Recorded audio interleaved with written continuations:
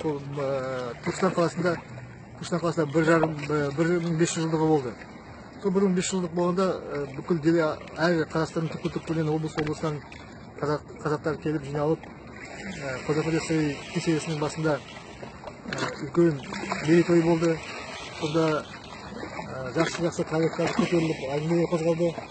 Сол кесенеде мен бірінші рет Шоба Жаманқұл атамыздың топкасын көрдім. Және Шоқ атамыз, Шоқ атамыздың Қырықмылтық бабамыздың топкасын көріп, біраз тарихқа үңіле бастадым. Сол тарихтан үңілгенде аталардың сондай қандай батыр, қандай осы қазақ жеріне қандай еңбектері сіңген, қызметтері сіңген, сол Америка соғысына қатысып, жерді, елді сақтап қалу үшін қаны қалғанша күрес өткен ата-бабаларымызды көргеннен кейін кейінгі ой өрісімізді беріп, адамда басқа бір мінез құлық пайда болып, осы елге деген, жұртқа деген, жерге деген ой туылдай бастады. Сондағы ойым осы елге сол аталар сияқты қандай қызмет жасаса болады, одан қандай амалдар келеді, іс-амалдар, іс-әрекеттер қандай жасауға болады деген оймен келесі жылы қайтадан келіп Түркістан қаласына бокс мектебін, Қырықмылтық бокс мектебін атауға ұйғарым өзім шештім. Енді сол Қырықмылтық бокс мектебін ашу үшін сол жаңағы Қожа-Ахмет бабамыздың басындағы екі атамыздың алдында құран бағыштатып, Аллаға сыйынып бірінші пайғамбардан шапағат тілеп, аруақтардан желеу тілеп, сол Қырықмылтық боксын атап кеттік. Сол бісмілләмізбен бастаған сол бокс мектебіне қазір мінекей демаждай уақыт болып қалды. Ақырын жастарды тәрбиелеп келеміз. Ол бокс мектебінде тек қана қазақтар емес, басқа да ұлттардың шәкірттері бар.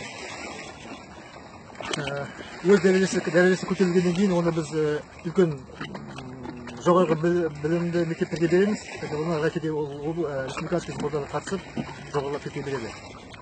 Дегенім бұл емес, дегенім мақсатым жаңағы осы Қырықмылтық руының бір ру ретінде, ұран ретінде сол Қырықмылтық боксының ашылғаны іштей көптен армандап жүрген бір арман еді.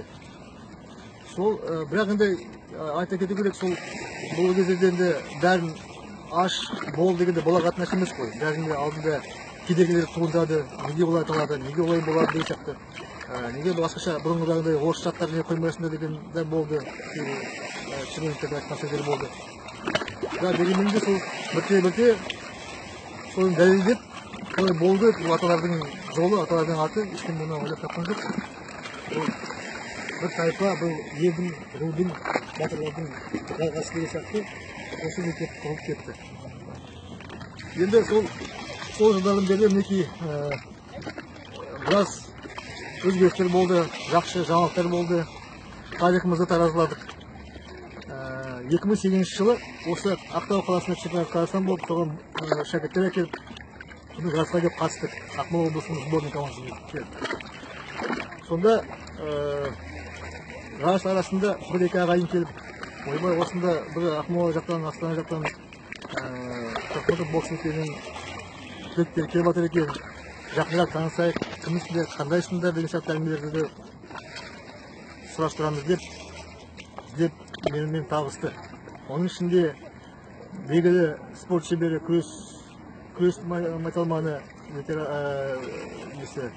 ардагері Темірхан Бейсенқұлы ағамыз болды. Сол кісінің қасында бастап келген, Темірхан Бейсенқұлы ағамыздың бастап келген қасында топтың ішінде Ыдырыс аға болды, Жұмақан Сері ағамыз болды, тағы басқа ағалар болды.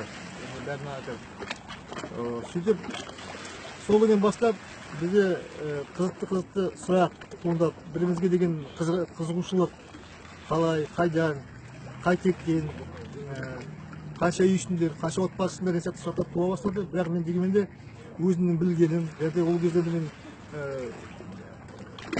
орта жасқа келгенбіз ғой енді, сондықтан біраз нәрселердің шетін көргенбіз әкелерден, аталарымыздан. Соны білгенімді айта бастадым мен жаңа көргенімізге.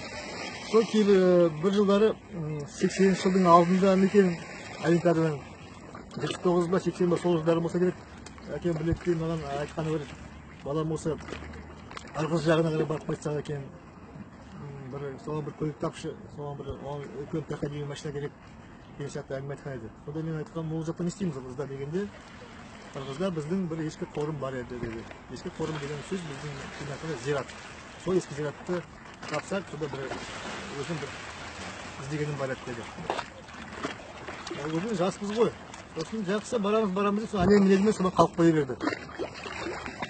Сол әңгіме қалды. Одан кейін тағы да бір уақыт өткеннен кейін, сол 80-нің басында әкем тағы да қозғады. Сол жаққа тағы барып қайтып келегеді, ескі қорым еді деп.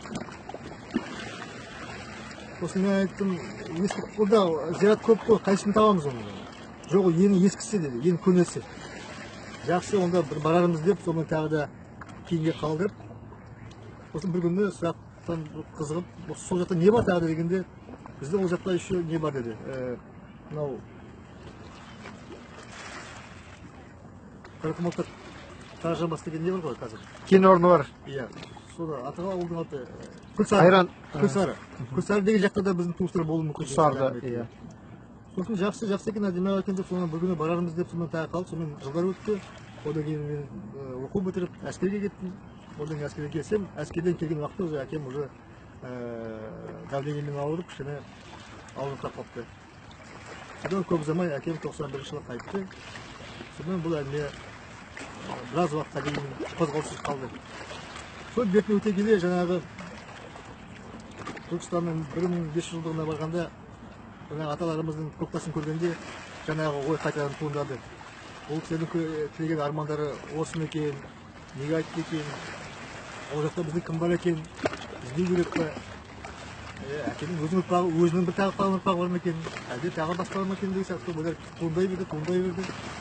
Сол мәселемен мен уже тікелей қатынасқа шыға бастадым. Мен ойладым, бұл әкенің арманы болса, бұл арманды баласы ретінде орындау менің парызым деп. Сол себептен осы туыстарды іздей бастадық. Жаңағындай ағалармен араласып, бүкіл осындағы ел ағалармен араласып, ру шежірелердің аталармен араласып жүргенімізде жаңағы Мылтықбай деген журналист ағамызбен таныстық. Ол кісімен біраз еңбекші танысқанымыз телефон арқылы болды. Сөйтіп ол телефон арқылы бір күні маған хабарласып, Омбы қаласына кетіп бара жатқан жерінде звондап, Мейрамбек, осында бір Алдаберген Байжанұлы деген ақсақал бар. Сонда шежіренің біраз шеті бар екен.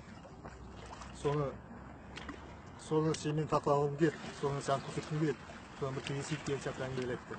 Сөйтіп бір сәтін салып, бір күні келіп, ол кісімен кездесіп, жаңағы шежіренің шетін көре бастадық, біле бастадық, іздей бастадық, табыса бастадық. Сөйтіп таразының, ең тарихтың таразылауы сол кезде басталып кетті. Сонымен 2000 қайжылы Шоқ атамызға жаңағы ас берілді. 11-ші жылы ас берілді, мектептің атын Шоғының атымен қойылды. Одан кейін мен Ақмола, Арқа, Сарыарқа бойынан мен Қырықмылтық деген азаматтарды іздей бастап, сол Қырықмылтық бокс мектебінің атынан спонсорлық жасап, жаңағы бір топ ақсақалдарымызды, азаматтарымызды ертіп Шоқ ағамыздың астына алып келген болатын. Сол келген кезде біраз жаңалықтардың тағы беті ашыла бастады, тарихтардың тағы шеттері ашыла бастады, шежірелерге жалғасы бар екені ашыла бастады. Сөйтіп жүргенде жаңағы Алдаберген ақсақалдың айтуымен Жаманқұлдың бір ұрпағы бізде болған екен. Сол Жаманқұлдың ұрпағының ішінде жаңағы Шоба Жаманқұл деген атамыз, бабамыз шығып отыр.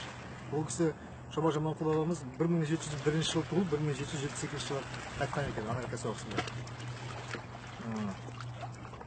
Содан бері қазір енді жақсы, Құдайға шүкір, осы көптен араласып, Отпантауда болып, өткенде сондай жиындарда болып, көрісуде болып, жиі Астанадағы көрісу, Жаңаөзенде, Ақтауда болып, біраз туыстардың тумаларды тауып жатырмыз, араласып жатырмыз.